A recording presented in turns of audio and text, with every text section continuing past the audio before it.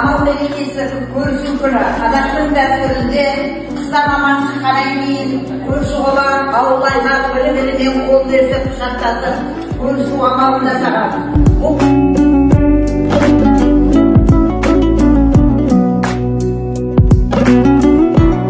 Өршаудан келген жан салдарыңыз не болады?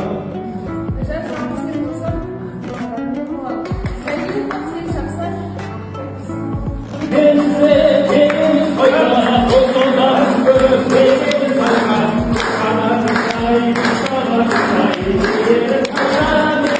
қанаты сай,